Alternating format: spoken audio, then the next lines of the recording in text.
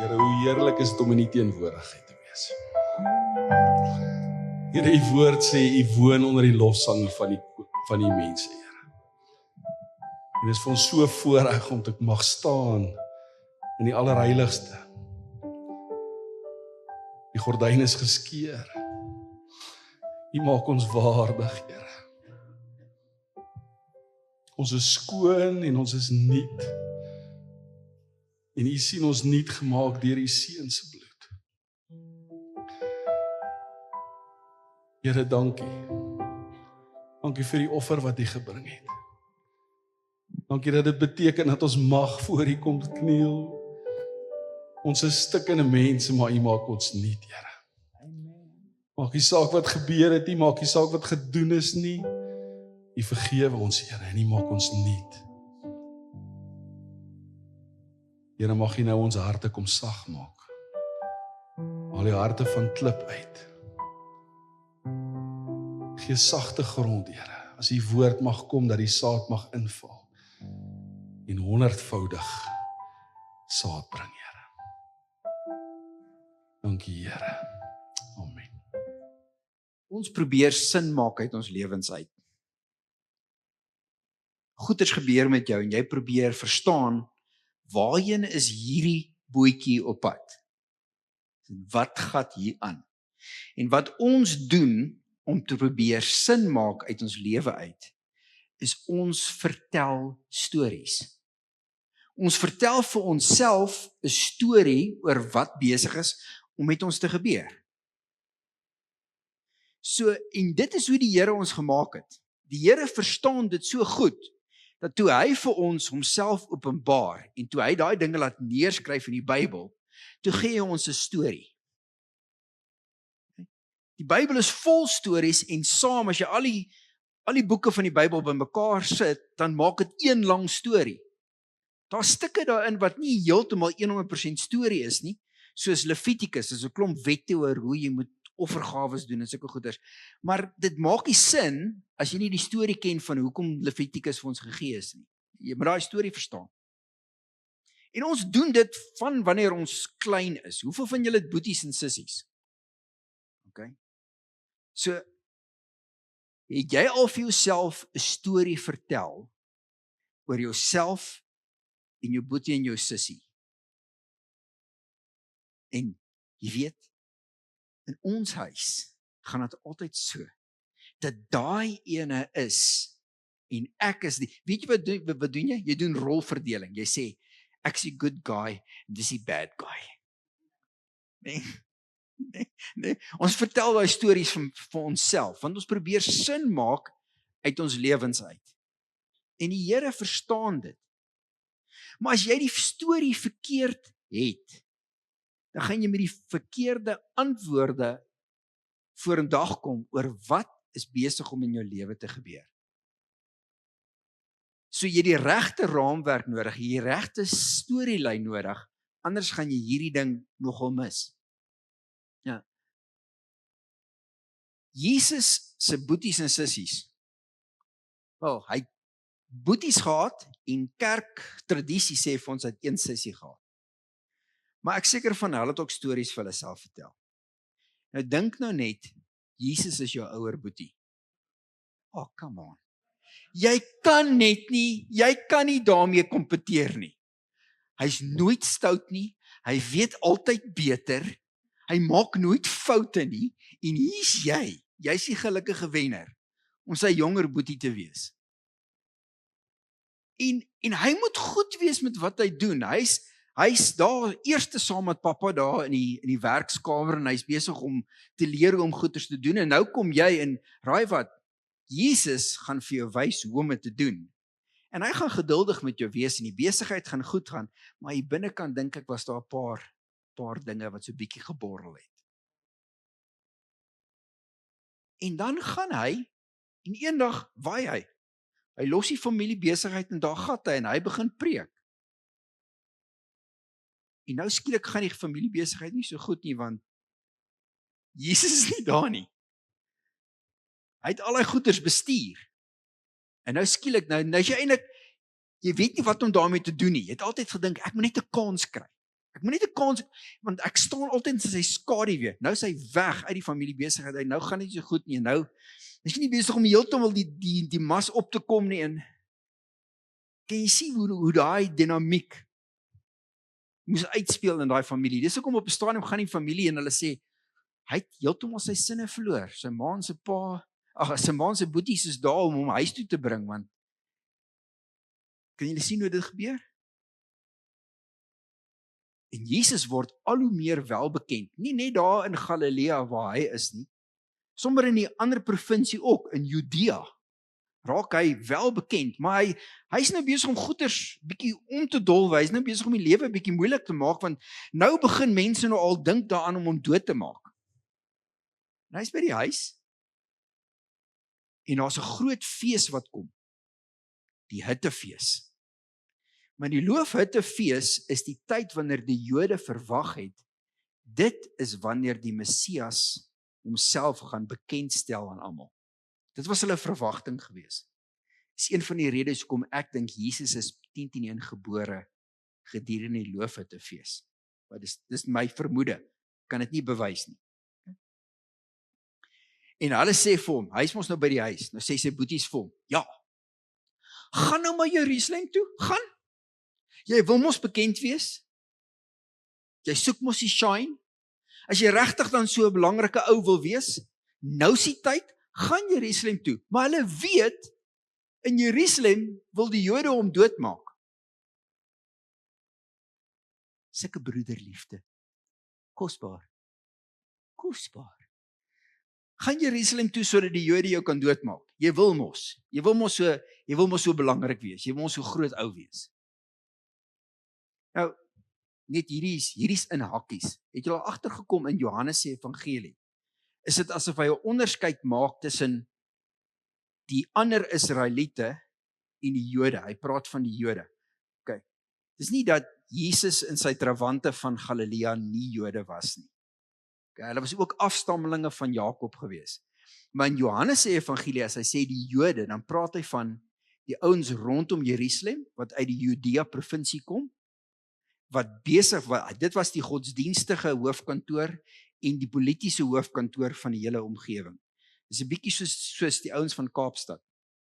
Jy het al gesien. Alles wat wonderlik is, jy weet, hulle die sleutels tot alle kultuur en alles wat fancy is in Kaapstad. Jy het al agtergekom. Dis daai tipe van ding. Okay. So dis hy selfe gevoel. So dis ons nou die storie gaan optel. Kom ons stel die storie daarop. In Johannes 7 vers 10. Nadat Jesus se broers na die hittefees toe vertrek het, het hy self tog ook gegaan. Nie openlik nie, maar onopvallend. Die Jode het toe by die fees na hom gesoek en gevra, waar is hy? Jy sien, die Jode vertel ook 'n storie, net soos wat Jesus se boeties sekerlik 'n storie vir hulle self vertel het. Die Jode het ook 'n storie, en hulle storie is oor politieke mag en oor hulle beheer oor hoe mense moet aanbid. Dis hulle storie. En Jesus nou daai storie 'n bietjie kom omkrap. En dit is hoekom hulle eintlik daarop uit is. Hulle soek 'n verskoning om vir hom moeilikheid te maak en selfs om hom dood te maak. En baie keer is dit ook oor hoe ons oor ons lewens dink. Ons probeer sin maak van ons storie binne die groter politiese storie van ons land. Hoeveel van julle het agtergekom in die afgelope paar weke is dit internasionale nuus? Ek gaan nie 'n posisie vat nie. Maar ek wil net vir julle sien, mense op daai tyd was presies soos ek en jy. Mense 2000 jaar terug was nie soveel anders as ek en jy nie. Hulle het ook probeer om sin te maak uit hulle wêreld en wat besig is om met hulle te gebeur, en hulle het vir hulle self stories vertel. Onder die feesmenigte is daar baie oor hom gefluister.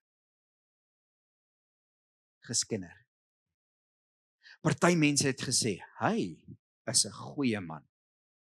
Maar ander het gesê, nee, hy mislei die mense. Tog het niemand openlik oor hom gepraat nie, omdat hulle bang was vir die Jode. Toe die feestyd al halfpad verby is, het Jesus na die tempel toe gegaan en die mense daar geleer. Jesus is nie besig om 'n politieke toespraak te lewer nie. Hy's nie besig om oor homself te praat nie. Hy's nie besig om te sê, kom, julle moet my volg, want ek het hierdie mag nodig en ek sal vir julle alles gee, net presies wat julle nodig het nie. Jesus is nie besig om daai storie te speel nie. Jesus is besig om mense te leer oor God die Vader. Dis waarmee hy besig is. Dis al wat vir hom belangrik is. Dis die storie wat hy besig is om te vertel. Jesus nie eers besig om regtig sy eie storie te vertel nie. Hy vertel die storie van God die Vader. Die Jode was verbaas en het gesê, waar kom hy aan hierdie geleerdheid? Sjoe, daai was eintlik 'n goeie preek. Maar ons het nie daai ene geleer by die rabbi skool nie. Hoe het hy daai ding? Hy het dan geen opleiding gehad nie. Hy het nie die regte sertifikaat nie, hy het nie regte kwalifikasies nie. Hy kom dolwe so 'n bietjie ons storie onderste bo, want jy weet as jy 'n goeie rabbi moet wees, dan moet jy onder ons skole kom leer. As jy ons sertifikaat het, as ons jou georden het, Boeta, dan is jy reg. En hy kom gooi hierdie hele storie onderste bo. Jesus het vir hulle gesê, wat ek die mense leer, kom nie van myself af nie, maar van hom wat my gestuur het.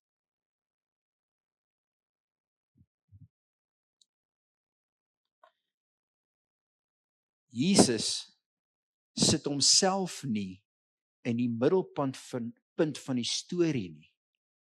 As enige iemand die reg gehad het om te sê, ek is die hoofkarakter, dan was dit Jesus. Right? Dink jy dat daar was enige iemand wat slimmer was as hy? Dink jy daar was enige iemand wat goeders beter gedoen het as hy? As enige iemand die reg gehad het om te sê, ek is die middelpunt, dis my storie, dan moes dit Jesus gewees het. En Jesus sê, hierdie wonderlike goeders, wat ek julle leer, kom nie van my af nie. Kom van my Pa af. As iemand gewillig is om die wil van God te doen, sal hy weet of hierdie leer van God afkom en of ek uit my eie praat. Ons moet 'n bietjie by daai ene stil staan, want daai ene lyk vir my so 'n bietjie agterste voor. Sê vir my wat jy my leer. Dan gaan ek dit evalueer en dan gebaseer op hoe ek dit kan insien, sal ek besluit of hierdie ding die wil van God is en dan sal ek dit doen. Jesus draai dit heeltemal andersom. Hy sê, as jy bereid is om die Here se wil te doen, dan sal jy weet dat wat ek besig is om vir jou te leer van die Vader afkom. Hoe werk daai ene? Weet jy hoe werk daai ene? Dis eintlik baie eenvoudig. Baie keer sê ons, ek wil by die Here hoor. Ek wil graag die Here se wil leer ken. Ek wil die Here se stem hoor. Maar ons hou onsself die reg voor om te besluit of ons gaan doen wat die Here sê. Here sê vir my wat jy wil hê ek moet doen en dan sal ek besluit of ek dit gaan doen.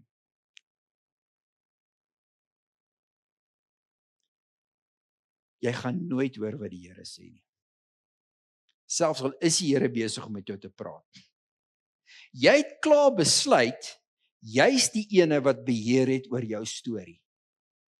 Hoe pas wat God wil hê by my storie in? En as dit nie lekker by my storie inpas nie, dan gaan ek dit nie doen nie. Ek is nog steeds lief vir jou, Here, maar ek gaan dit nie doen nie. Jesus sê, as jy eerlikwaar sê, Here, dit maak nie saak wat jy sê nie. Ek's in. Want ek vertrou jou. As jy dit sê, gaan dit goed wees vir my. Ek weet, wat jy ook al vir my sê, maak nie saak wat die konsekwensies is nie, jy het goeie dinge wat jy vir my het. En as dit is wat jy wil hê, dan gaan ek dit doen. Jy maak daai besluit voordat jy eers hoor wat die Here sê. Jy maak klaar die besluit, ek wil doen wat die Here ook al vir my sê. En dan is jy by die plek waar die Here vir jou kan sê. En wanneer hy met jou praat, dan weet jy, hier binnekant, iets spring hier binnekant op en jy weet, dis die Here. Dit was die Here. Maar as jy begin by die punt van, ek weet nie of 'n mens die Here kan in alle dinge volg nie, want jy weet, ek lees in die Bybel van hierdie ouens wat die Here probeer navolg het, en van hulle het nogal deur taai tye gegaan. En ons sê sulke goeters, jy hoor dit baie, dit is moeilik om die Here se wil na te volg in alle dinge. As jy die Here se wil navolg, gaan daar tye wees, wat tye gaan wees. Maar as jy weet dis die Here, sal jy altyd die vermoë hê om daardeur te kom. Kom ons wees nou maar eerlik met mekaar. Of jy nou die Here se wil navolg of nie, tye gaan kom. So as tye in elk geval gaan kom, dan wil ek graag hê dit moet tye wees wat kom, want ek is besig om die Here te gehoorsaam. Verstaan jy, dis 'n kopskuif wat ons moet maak. Ons moet 'n kopskuif maak asof die Here vir jou iets gaan sê, net omdat hy wil hê dit moet met jou moeilik gaan. Verstaan jy, as jy daai gesindheid het, dan beteken dit jy glo nie dat die Here goed is nie. En jy glo nie dat jou storie minder belangrik is as die storie wat God besig is om te vertel. Jy sien, te veel van ons het 'n hoofkaraktersindroom. Die storie gaan eintlik oor my. Okay, so kom ek kyk wie van julle is so oud dat julle weet waarvan ek praat, of wie van julle is te oud om te weet waarvan ek praat. As ek sê Teletubbies, weet jy waarvan ek praat? Okay. En dan het hulle het hierdie televisieskermpie op hulle maagies, nê? En dan op 'n stadium dan vryf die ene die ander se maagie en dan kom maar 'n prentjie op, right? Dan wys hulle iets anders. Ek wonder, as ons almal Teletubbies was, en die storie wat hierso op my maagie uitspeel, van julle het groter skerms as ander. Ekskuus. Maar as hierdie storie moet wys presies wat jy besig is om te dink. Weet jy wat gaan op meeste van ons se Teletubby show wees? Die legende van ek. Of van julle beleef dit as 'n drama, die tragedie van ek.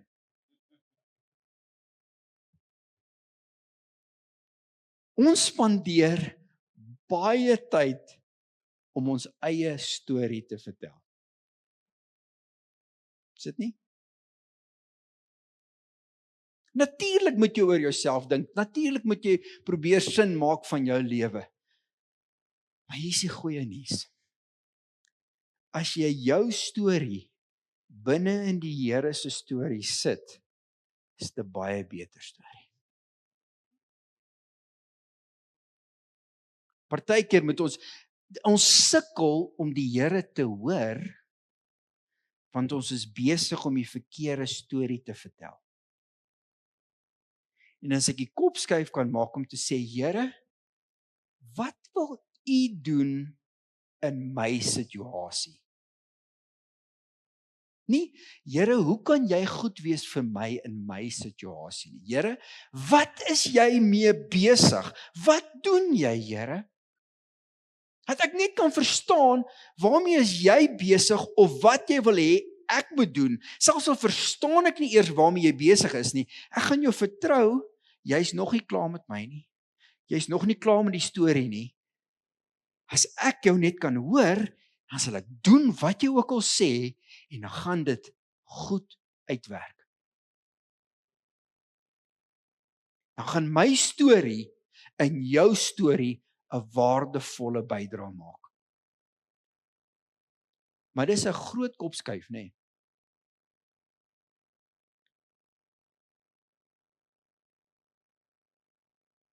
Wie uit sy eie praat, sê vers 18, soek sy eie eer. Maar hy wat die eer soek van die een wat hom gestuur het, is geloofwaardig. En daar's niks oneerliks in hom nie. Watter agendas loop mense nie meer rond nie? Dis hoekom ons sukkel om mense te vertrou, want ons weet, hy is besig om iets aan my te verkoop, of hy wil iets uit my uit hê, of dalk gaan hy my misbruik, of ek weet nie, daai ene, ek weet nie of jy haar kan vertrou nie. Jy weet, hoekom? Want almal het hulle eie agenda, en almal is besig om uit te kyk vir hulle self. Wel, dis nie heeltemal waar nie, want die Here se mense, dis ons, die Here se mense, omdat hulle die Here se wil nastreef, sal vir jou goed wees. Nie omdat hulle vir jou alles gaan gee wat jy nodig het nie, maar omdat die Here se mense vir jou gaan gee wat die Here wil hê jy moet hê. Selfs al sê hulle vir jou 'n ding wat jy nie wou gehoor het nie, as hulle die Here se mense is hulle nie daarop uit om jou te beheer of te manipuleer nie. Maar die voorwaarde is, dit moet mense wees wat daarop uit is om te doen en te sê dit wat die een wat hulle gestuur het, wil hê hulle moet doen en sê. As jy die Here se storie eers te sit, dan skielik is dit maklik om ontslae te raak van jou eie agendas. Skielik is jy vry. Skielik is jy los en ek wil jou vanaand begin uitnooi. Ek wil jou nog 2 stories vertel, maar ek gaan hulle vinnig doen. Maar ek wil jou begin uitnooi om te sê, Here, help my. Dat my Teletubby storie nie die verhaal sal wees van die groote ek nie. Die legende van ek nie. Dat my storie sal wees, kyk wat het die Here met my gedoen. Here, wat jy ook al wil doen, ek's in. Ek's in. Help my om te hoor wat jy besig is om te sê.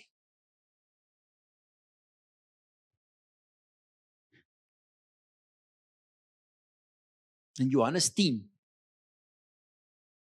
is Jesus besig om met mense te gesels. En mense is soos verlore skape, hulle loop rond asof hulle nie weet waarheen om te gaan nie. En dan sê Jesus dit van vers 1 af. Hy sê, dit verseker ek julle. Wie nie deur die hek in die skaapkraal ingaan nie, maar van 'n ander kant af inklim, is 'n dief en 'n rower. Maar hy wat deur die hek ingaan, is die skape se herder. Vir hom maak die hekwagter oop. Die skape luister na die herder se stem. Hy roep sy skape op hulle name. Dis mooi. Die Here kan jou roep op jou naam. Hy ken elke liewe skapie. En mense is so trots. Sjoe, ek weet daarom nie of jy my 'n skaap moet noem nie. Jy weet. Come on. Ek is daarom nie 'n skaap nie. Wel, as Jesus sê, ek is sy skaap, dan sê ek, meh, ek's in. Ek's in. Ek's nie so trots as om te sê, nee Here, jy kon iets anders gesê het, moet asseblief nie sê skaap nie. As die Here sê skaap, dan het ons 'n herder nodig. En ek is nie so trots om te sê, ek gaan my eie gang gaan nie. I'm the lone wolf. O ja. Nee, regtig. Hy roep sy skape op hulle name en hy lei hulle uit. En wanneer hy al sy skape uitgebring het, loop hy voor hulle uit en die skape volg hom, omdat hulle sy stem ken. Hulle sal nooit 'n vreemde volg nie, maar van hom af weghardloop, omdat hulle nie die stem van vreemdes ken nie. Deur hierdie beeld het Jesus met hulle gepraat, maar hulle het nie verstaan wat dit was wat hy vir hulle wou sê nie. Jy weet, daai diewe en daai rowers, is die mense wat in jou lewe inkom en hulle het 'n eindige agenda. En hulle agenda is nie vir jou beswil nie.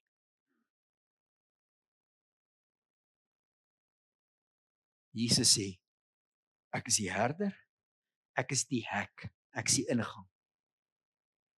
Toe het Jesus verder gesê, dit verseker ek julle, ek is die ingang vir die skape. Almal wat voor my gekom het, is diewe en rowers, maar die skape het nie na hulle geluister nie. Ek is die ingang. As iemand deur my ingaan, sal hy gered word. Hy sal in en uitgaan en veiding kry. 'n Dief kom net om te steel en slag en uit te roei. Ek het gekom sodat hulle die lewe kan hê en dit in oorvloed. Ek was so bly hierdie was in hierdie boodskap, want ek weet dis ons tema vir die jaar. Weet jy waar lê oorvloed? Oorvloed lê as jy die herder se stem hoor en agter hom aanloop. Dis hoe eenvoudig dit is.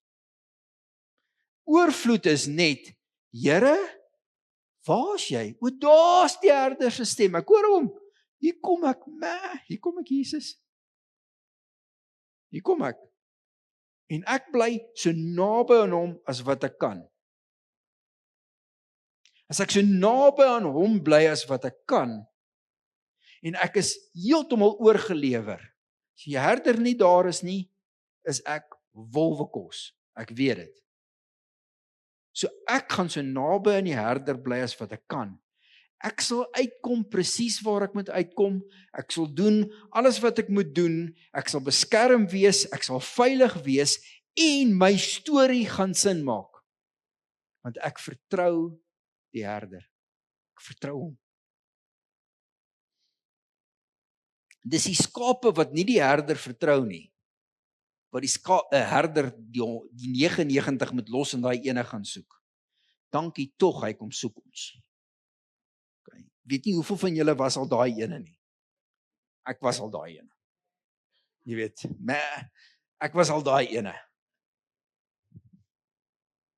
Maar dit is baie beter om uit daai ervaring te leer en te sê, okay, ek gaan nou nie weer daai ene wees uit 100 nie. Ek gaan nou die ene wees wat so naby aan die herder loop as wat ek kan. 'n Ding wat ek nou al oral oor die wêreld beleef het, met nuwe Christene wat nou al dekades lank saam met die Here loop, maak nie saak van watter kultuur en agtergrond hulle is nie. Weet jy wat vra mense my gereeld? Maar hoe hoor jy die Here se stem? En dan mense sê hierdie ding baie. Ek is nie seker ek kan die Here se stem hoor nie. Jesus sê, jy kan sy stem hoor. Jesus sê, hy's goed genoeg van 'n kommunikeerder om jou by die naam te roep en jy sal hoor wanneer dit hy is. Moet asseblief nie aanhou sê, ek kan nie die Here se stem hoor nie. Moet asseblief dit nie aanhou sê nie. Die rede hoekom mense nie die Here se stem hoor nie, is omdat hulle glo hy's nie goed nie En hulle wil eers hoor wat hy sê voordat hulle besluit of hulle hom gaan gehoorsaam. Maar as jy soos 'n skaap sê, as die herder sê soontoe, dan loop ek agter sy stem aan soontoe en ek gaan veilig wees as ek dit doen, gaan jy sy stem hoor. Jesus sê, my skape ken my stem en die stem van 'n vreemdeling sal hulle nie volg nie. Jy moet net bereid wees om te sê, ja, ek is 'n skaap. Ek vat dit. Dan gaan jy veilig wees. Kan jy sien, hierdie storie is dieselfde storie. Jy kan die Here se stem hoor. En hy wil met jou praat. Johannes 21. Ons gaan die storie optel in vers 17. Dis na Jesus se dood en sy opstanding. En nou kom Jesus. En hy vra hom oor en oor, het jy my lief? Jesus vra hom toe die derde keer, vers 17. Simon seun van Johannes, het jy my lief? Petrus het bedroef geword, omdat Jesus hom die derde keer gevra het jy my lief? En hy antwoord hom, Here, U weet alles. U weet dat ek U lief het. Hy sê toe vir hom, laat my skape wei. Weet julle hoe groot is dit? Jesus sê, Petrus, jy glo nie eers nou meer in jouself nie. Want jy het groot gepraat en jy het op jou gesig geval. Toe die bedreiging daar was dat jy jou lewe sou verloor, kon jy dit nie hou nie. Jy vertrou jouself nie. Ek vertrou jou genoeg om jou een van my medeherders te maak.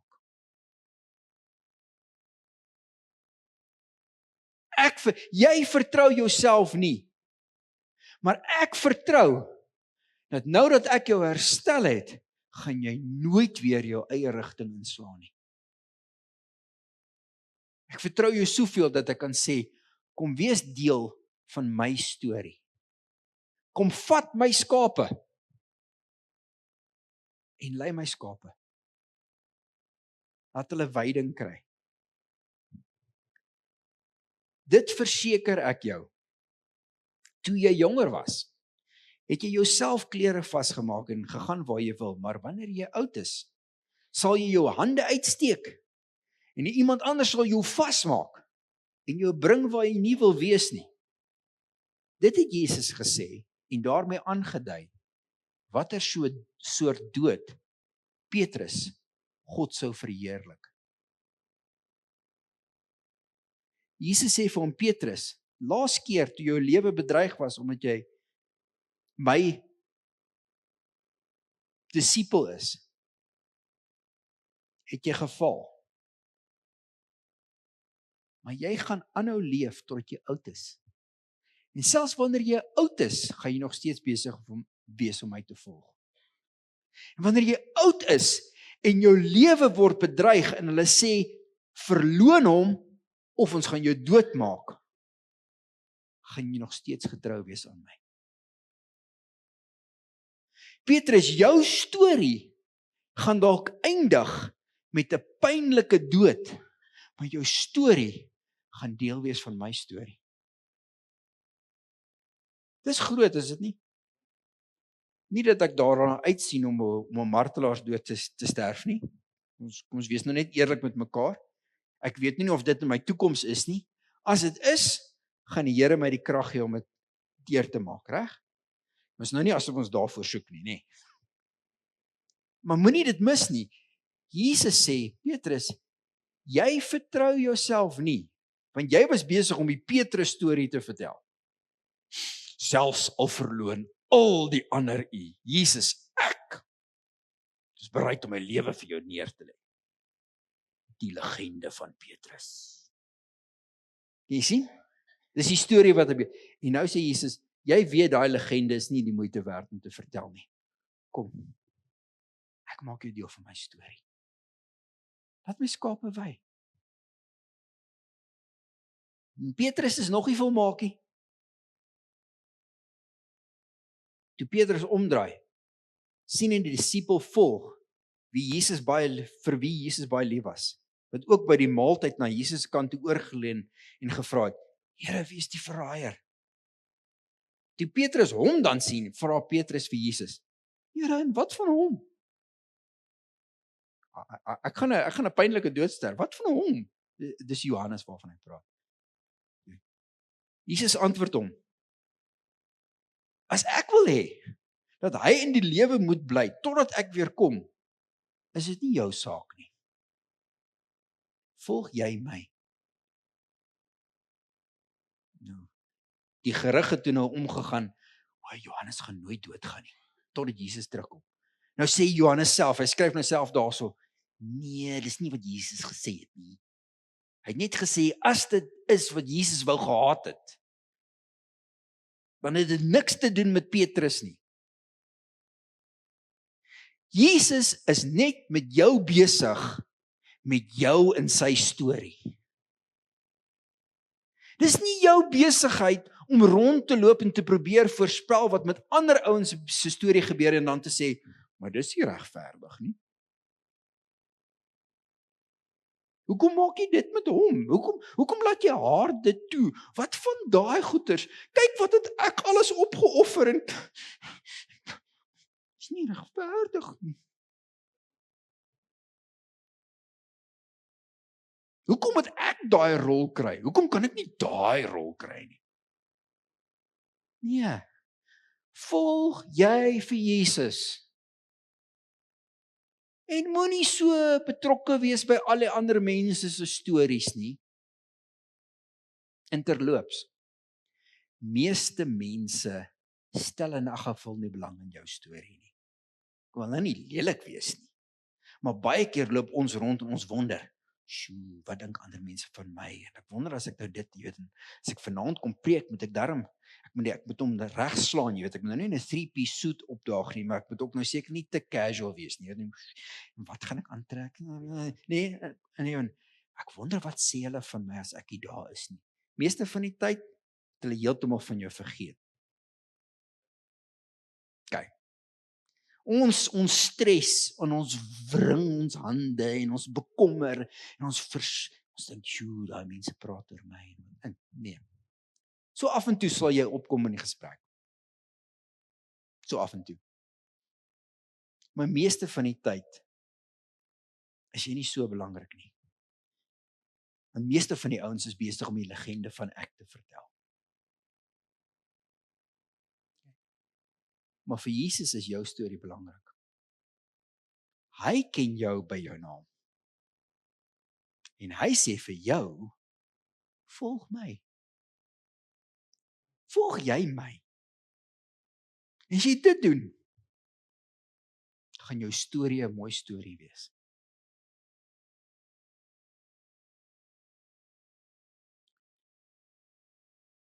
Ek wonder of jy al die kanaal verander het op jou Teletubbies skerm.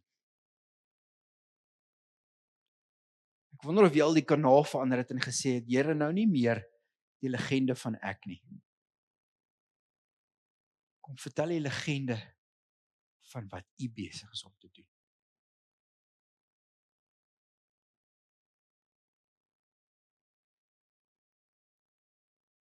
As jy nog nie 'n volgeling van Jesus is nie, wil ek vanaand vir jou 'n kans gee om 'n volgeling te word. Maar as jy klaar een van Jesus se skapies is, en jou storie is die een ramp op die volgende ramp, en jy het nodig dat jou storielyn 'n bietjie anders is, wil ek jou uitnooi om vanaand 'n kopskuif te maak. Om vanaand die Here toe te laat, om jou hele manier van dink oor jouself en jou lewe te verrat. Om 'n heeltemal 'n ander manier te kry van hoe jy jou storie vertel. Want sonder Jesus se storie maak niks sin nie. As die Here nie in hierdie skepping ingetree het en die gemors kom begin regmaak het by die kruis nie, dan maak niks van die menslike geskiedenis sin nie. Dan maak niks in politiek sin nie. Dan maak niks in my lewe sin nie. Dan is ek net hierdie sameflansing van 'n klomp atome wat van nêrens af kom nie en nêrens hier op pad is nie.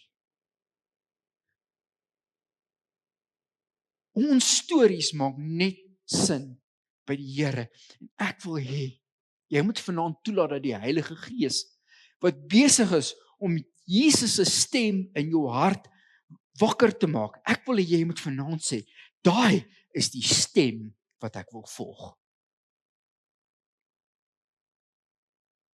Here, wat dit ook al is wat U wil doen, dis al waarmee ek besig wil wees. As ek werk toe gaan, is ek daar om die beste te doen wat ek kan, want dit is my getuienis dat God my verander het sodat ek anders werk. En dis die storie wat U vertel. Jesus verander lewens. Wanneer ek moet 'n keuse maak in die werksplek om te sê, gaan ek hierdie geskenkie gee sodat ek die kontrak kan kry. Dan is die storie wat ek vertel, ek sal vir geregtigheid staan, selfs al kos dit my iets, want dis wat Spreuke sê, die geregtige hou sy woord, selfs al kos dit hom iets. En dis nie omdat ek so geregtig is nie, dis omdat Jesus my verander het. Dis die storie wat my lewe vertel. En wanneer ek by die huis is, en ek moet met my vrou, of met my man praat, of ek moet my kinders grootmaak, of ek moet 'n keuse maak, dan is die vraag wat ek moet vra, Here, wat is U besig om hier te doen? Nie, ag nee skat, jy moenie dit voorstel nie, want hoe gaan ek die kinders grootmaak in daai omstandighede? As hy vir jou sê, my skat, dis wat die Here ons lei om te doen. Dan is die vraag, is jy bereid om te hoor dat dit dalk die Here se wil is? Ek sê nie dit is nie, maar as jy bereid om te hoor dat die Here dalk jou skuif op 'n plek wat nie vir jou gemaklik gaan wees nie. Is jy bereid om dit te hoor? As jy bereid is om dit te hoor, sal jy weet of dit is wat die Here besig is om te sê of nie.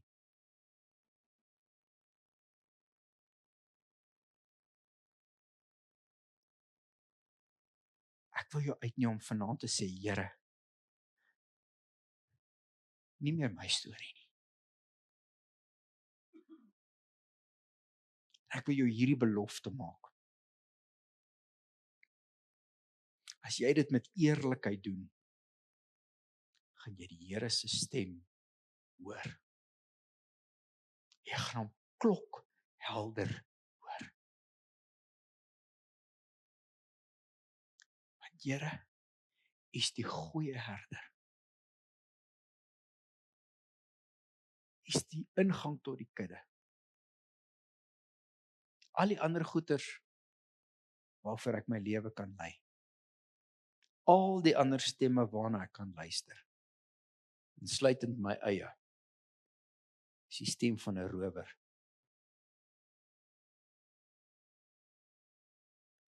Ek wil na U stem luister.